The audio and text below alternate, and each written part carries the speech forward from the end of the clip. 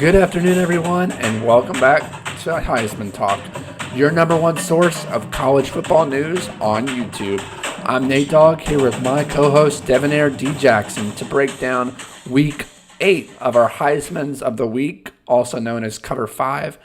D, what a weekend of football this was. I mean, there was twists and turns all throughout the conference of the Big Ten, but really around the whole nation. But D, we start off. We're going to jump right into it. Who is your first Heisman of the week? Yeah, man, like you said, great, college football weekend. They always treat us to some good games, man. My first Heisman of the week is Illinois running back Chase Brown. This guy, he had 33 carries and rushed for 223 yards and one touchdown against the, 10th ranked Penn State team, man. He really, really played well. He's a solid running back and, really, really powerful guy who, rushed for 200 yards for a second time in the season. And only two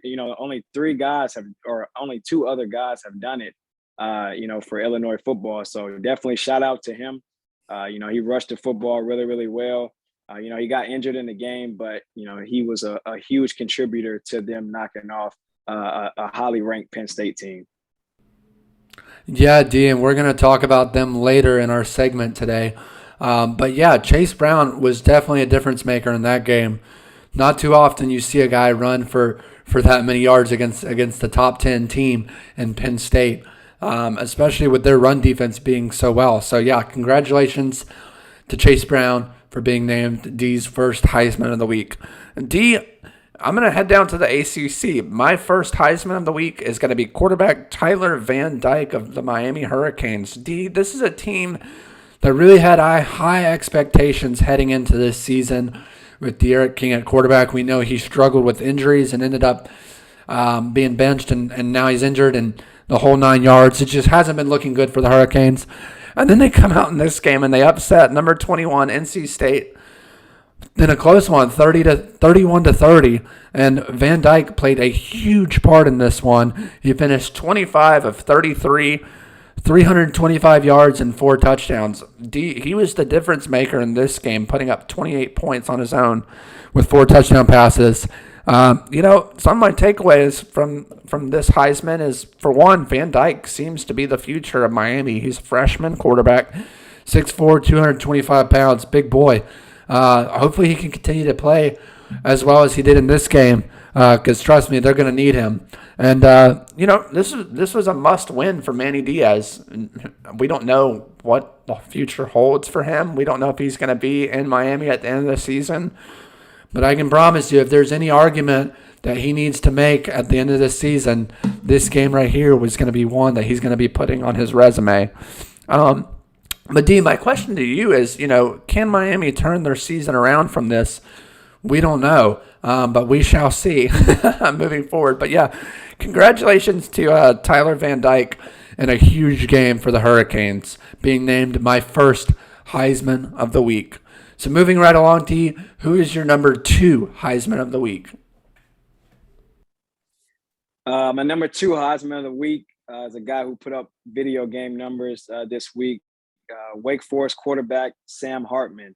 The guy was 23 for 29, 458 yards, and he threw for 5 touchdowns with a 98 quarterback rating. He currently sits at 5th in the nation in quarterback rating.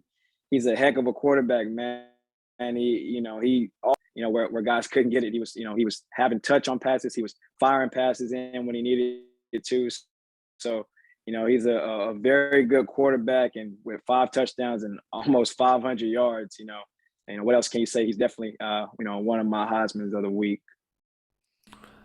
Yeah, D. Wake Forest played lights out. They put up 70 points in this game against Army, and Sam Hartman played a huge part in this game. Wake Forest 7-0 for the first time since 1944. As I mentioned, they were 6-0. They were trying to make the 7-0 for the first time. They reached 7-0, move up in the rankings a little bit. Wake Forest looking good in the ACC right now. We'll see how the rest of the season plays out for them. But for the time being, congratulations to Sam Hartman for being named D's number 2 Heisman of the week. D, I'm going to stick with the quarterback game. I'm going to head over to the Big 12. Quarterback Brock Purdy is going to be my number 2 Heisman of the week from Iowa State. Iowa State gets a huge win against the number 8 ranked Oklahoma State. They beat them out 24-21, and Brock Purdy played great. I have to apologize. I did not think that he was going to play that well against his Oklahoma State defense, what we had seen so far. But let me tell you what, he went 27 of 33, 307 yards, and 2 touchdowns with an 84.6 QBR. You can't play much better than that, D. And, yeah, man, what a win. Purdy proved to us that he can come out and play in these big games. And, my biggest question, again, for this team is, can they run the table and win a Big 12 championship game? It's gonna come down later in the season. They play Oklahoma November 20th, so it's gonna come down to Oklahoma, Baylor, and Iowa State in this Big 12 conference. Should be very interesting to see. D, what are your thoughts? Yeah, man. Brock Purdy, he hasn't been playing very well, but he came out and played really, really well in this game, and so I can definitely see why he was your Heisman of the week. That Big 12 is going to get really, really interesting with those top, 3 or 4 or 5 teams that you mentioned. That it's going to be really, really interesting. I'm excited to see how it boils down to the end. Absolutely. It should be very intriguing to see how some of these conferences play out at the end.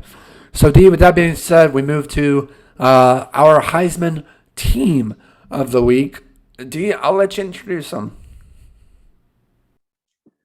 Yeah, man. So this week for our team of the week, it's going to be the Illinois Fighting Illini.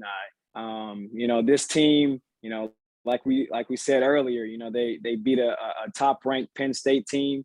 Brett Bielema, he gets a big signature win in his first season coaching with Illinois, and it was his 100th victory as a head coach.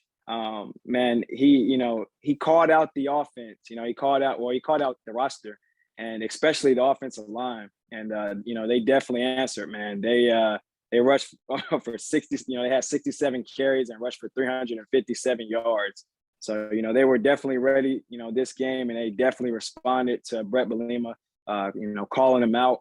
The defense held Penn State to a total of 227 yards. 165 passing yards and 62 rushing yards.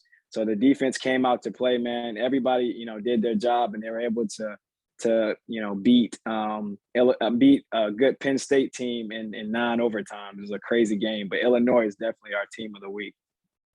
Yeah, D. I mean, what a way to get your 100th win, right, in your career. You go to a 9 overtime game and beat a top 10 Penn State 20-18 in 9 overtimes. First time in NCAA history that we've seen a 9 overtime game.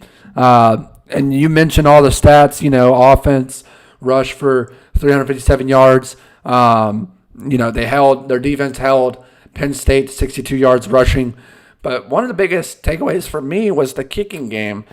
James McCourt made 3 of 4 field goals, 1 for 1 on extra points. He scored 10 points in this game, D. That's a difference maker. If he doesn't put up those field goals, they lose this game 18-10. So, yeah, congratulations to the Illinois Fighting Illini. What a win for them. They're going to celebrate this one. Probably won't mean much in the end when it comes to the Big Ten championship game, although that definitely knocks out Penn State. And we wonder what's going to happen next with them. Especially having to go play Ohio State next week on the road. Going to be a tough one for them. But again, congratulations to our team of the week, the Illinois Fighting Illini. So, D, with that being said, that's a wrap for today. When we come back tomorrow, we're gonna predict our Week 9 game day pick'ems, and trust me, we've got some great matchups this week that you will not want to miss out on. A lot of top 10 matchups. A lot of games that could really shift momentum in some of these conferences moving forward. So with that being said, make sure you're subscribed down below if you're not already to become a part of the Heisman Talk family. We'd love for you to join us. We're rapidly growing. We appreciate all the support on behalf of D and I. We really appreciate it. Make sure to give this video a big thumbs up. Make sure to share it with your friends and be sure that your bell notifications turned on so you can stay up to date with our latest videos. As always, this is Nate Dogg and D signing off.